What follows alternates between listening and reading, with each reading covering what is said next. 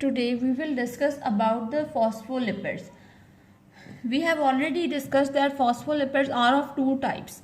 First are the glycerophospholipids and second are the sphingophospholipids.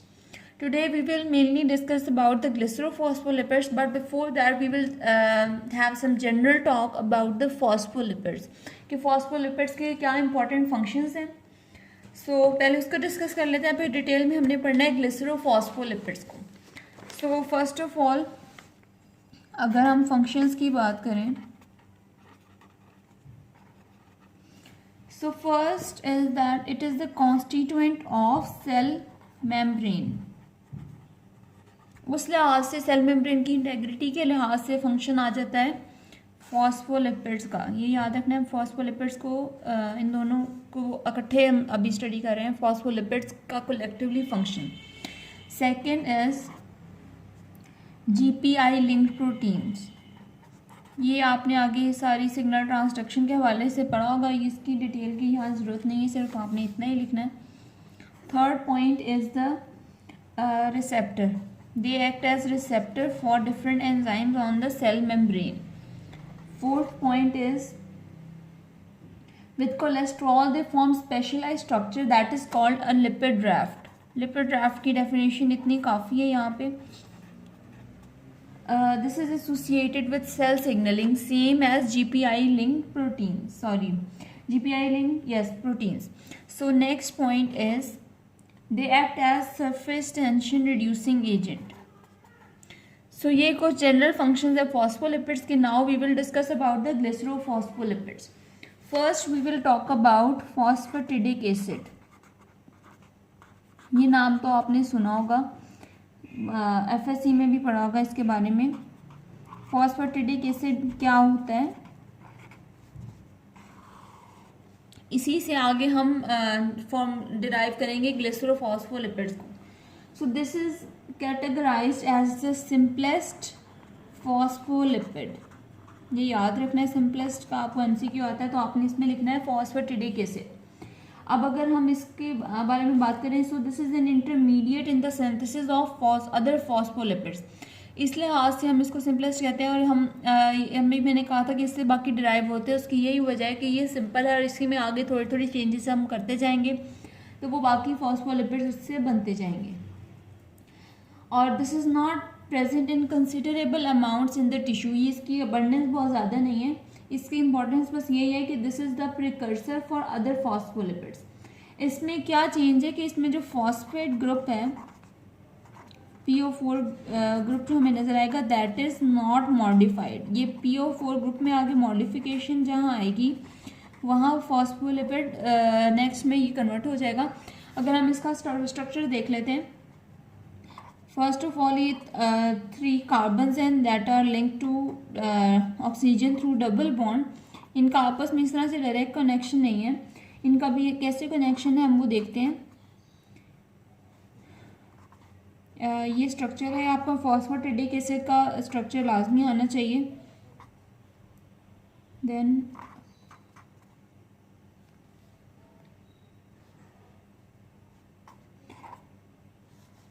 यहाँ पे इनका आपस में लिंक है थ्रू ऑक्सीजन. ये इस तरह से डायरेक्टली नहीं लिंक, ये थोड़ी करेक्शन इसमें कर लें. देन यहाँ पे आर ग्रुप प्रेजेंट है, that can be any group. और मेन चीज़ है यहाँ पे फॉस्फेट जो कि अगेन O के थ्रू लिंक्ड है. आगे हमने इस पर कहा था कि PO4 ग्रुप है तो एक ऑक्सीजन ये हो गई और 3 इसके अलावा यहाँ प्रेजेंट है. यहाँ पे ऑक्सीजन के थ्रू बॉन्डिंग है अलहदा से. हाइड्रोकार्बन कार्बन और हाइड्रोजन की दूसरी तरफ R ग्रुप है और थर्ड कार्बन पे प्रेजेंट है फॉस्फेट.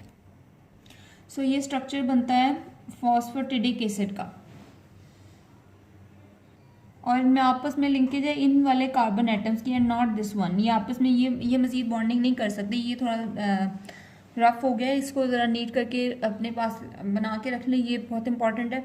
इसका स्ट्रक्चर हमने सिर्फ देखना है, बाकियों में थोड़ी थोड़ी चेंजेस ही आएंगी. Next one is the phosphatidylcholine. इसका दूसरा नाम भी है, इसको हम लेसिथिन भी कहते हैं.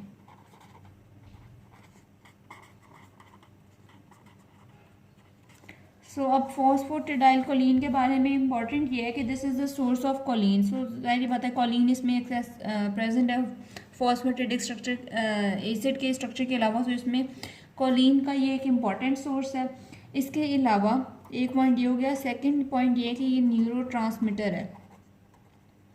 ये इसकी मेन इंपॉर्टेंस है कि ये न्यूरोट्रांसमीटर है as acetylcholine which is release from the presynaptic membrane, जो आपने मसल्स में पढ़ा होगा।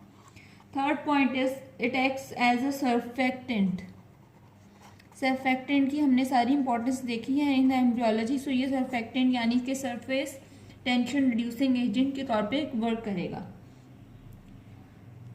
अब इसमें जो डिफरेंस है वो है प्रेजेंस ऑफ कोलिन। तो अगर हम यहाँ इसी फॉस्फेट ग्रुप की बात करें, इसको मैं हाईलाइट कर देती हूँ कि यही सब में आगे डिफरेंस आना है फॉस्फेट ग्रुप के अंदर। सो फॉस्फेट ग्रुप बाकी स्ट्रक्चर ऐसे ही है।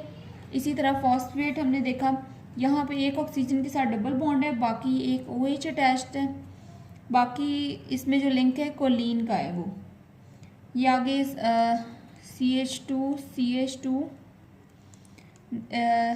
Nitrogen then again 3 methyl. ये स्ट्रक्चर आपने ऐसे याद नहीं करना, ये आपको बस बताने के लिए था कि ये आगे इस तरह से इस फॉर्म में ये जो एक्सेस हमें नज़र आ रहा है सारा ये वाला स्ट्रक्चर ये कोलिन का स्ट्रक्चर है। ये बताने का मकसद था कि कोलिन किस तरह से अटैच्ड है फॉस्फेट ग्रुप में, कैसे मॉडिफिकेशन आई है, जो हमने बात पहले की थी कि मॉडिफिकेशन इसमें नहीं है फॉस्फेटिडिक एसिड में। अब इसके रेफरेंस से एक इम्पॉर्टेंट डिजीज़ है जिसको हम कहते हैं रेस्पिरेटरी डिस्ट्रेस सिंड्रोम, जो कि होता है इन्फेंट्स में जो कि प्री मैच्योर होते हैं। हमने बात की थी सर्फेक्टेंट की एम्ब्रियोलॉजी में। So this occurs in children and neonates of 37 weeks because the liver is not active to produce phosphatidylcholine that is the surfactant. तो उनमें अब लंग्स जो है सही तरह से वर्क नहीं कर सकते, तो एल्वियोलाई उनमें कोलैप्स कर जाती हैं। तो इसलिए उनमें लेसिथिन के इंजेक्शन दिए जाते हैं उन इन्फेंट्स में जिनका हमें पता है कि ये इनकी जो प्री मैच्योर डिलीवरी है, तो इनमें सर्फेक्टेंट की प्रोडक्शन नहीं है सफिशिएंट जिससे एल्वियोलाई स्टेबल रह सके। Next is phosphatidyl ethanolamine. अब यहाँ चेंज आ गया है, एथेनोलामीन प्रेजेंट है इंस्टेड ऑफ कोलिन, या एथेनोलामीन है या फिर सीरीन भी प्रेजेंट हो सकती है। सो इसका जो दूसरा नाम है वो है सिफेलिन, जैसे वहाँ पे लेसिथिन था। अब हम इसके बारे में बात करें। सो this is present on the lower leaflet of biomembrane. अब ये इनके जो लोकेशन है ये खासकर इम्पॉर्टेंट है कि ये सिर्फ लोअर लीफलेट पे ही प्रेजेंट है, अपर में नहीं होगी।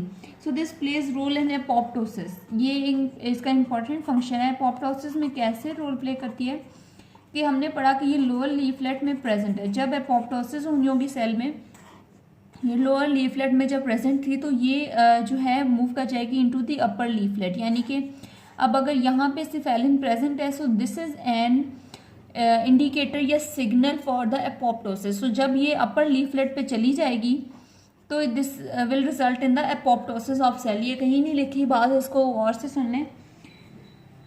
सो इसके बारे में मज़ीद दिया है कि this is in high concentration in the brain tissue. इसके अलावा ये एसिडिक है, इसकी स्ट्रक्चर की वजह से आगे इसके स्ट्रक्चर में वही उसी तरह से चेंजेस हैं फॉस्फेट की, कि यहाँ पे डबल बॉन्ड ऑक्सीजन एक तरफ है और ये एक तरफ सिंगल बॉन्ड OH है, देन ऑक्सीजन CH2 NH2।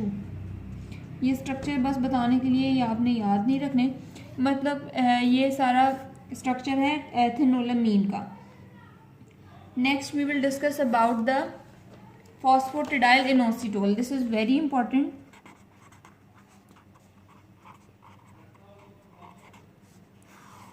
अब इसकी इंपॉर्टेंस ये है कि this is a second messenger. आपने जी प्रोटीन कपलिंग में सारा सिग्नल ट्रांसडक्शन में इसका सुना होगा, तो वही इसकी इंपॉर्टेंस है कि ये सेकेंड मैसेंजर है।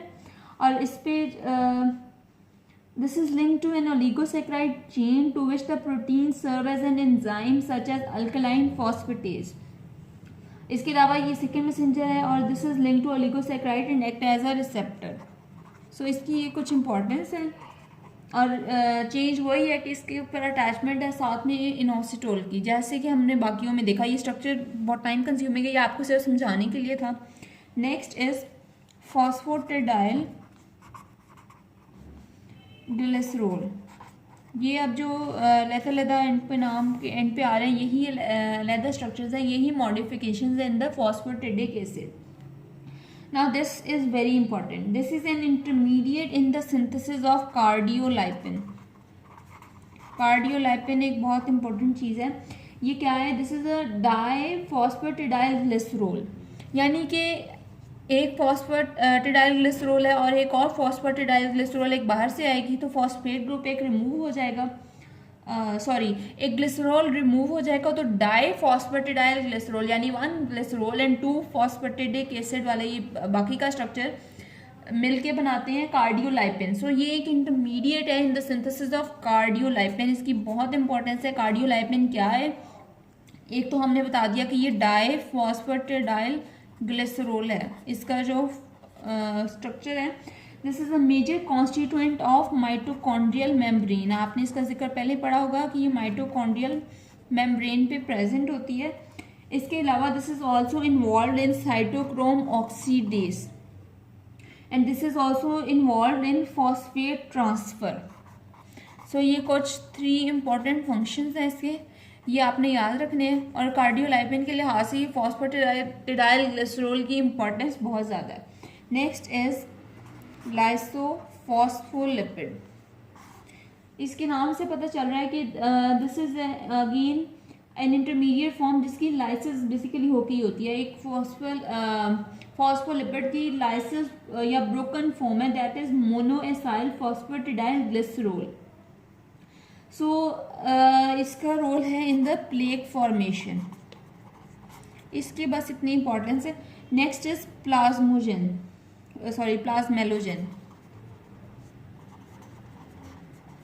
Again this is very important.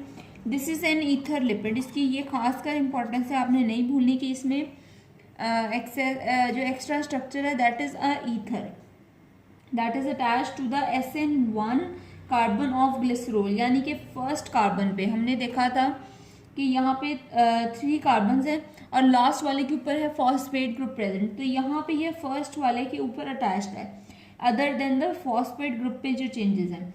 तो they constitute 10% of brain and 30% of muscle. इसके अलावा अगर नंबर 2 कार्बन जो हमने फर्स्ट कार्बन में चेंजेस कर दी, second carbon as it is है और थर्ड कार्बन पे फॉस्फेट ग्रुप के साथ कुछ ना कुछ अटैच्ड है। फर्स्ट में हमने कह दिया कि ईथर अटैच्ड है। अगर अब इस सेकेंड कार्बन की हम बात करें, I hope you are picking this up, because अगर हमने स्टार्ट में जो फॉस्फेटिडिक एसिड का स्ट्रक्चर देखा है, अगर आपको वो समझ आ गई है तो ये इसीलिए समझ आ जाएगी कि जो कार्बन नंबर 2 है SN2, इसके ऊपर अगर हम रिप्लेस कर दें CH3 लगा दें बजाय जो बकिया स्ट्रक्चर है जो इसके ऊपर पहले से प्रेजेंट है, तो this forms platelet activating factor, जो आपने ब्लड फिजियोलॉजी में पढ़ा होगा, that is secreted by the basophils and this is involved in the allergic reaction and inflammation. This causes the platelet aggregation, जैसे इसके नाम से जाहिर हो रहा है।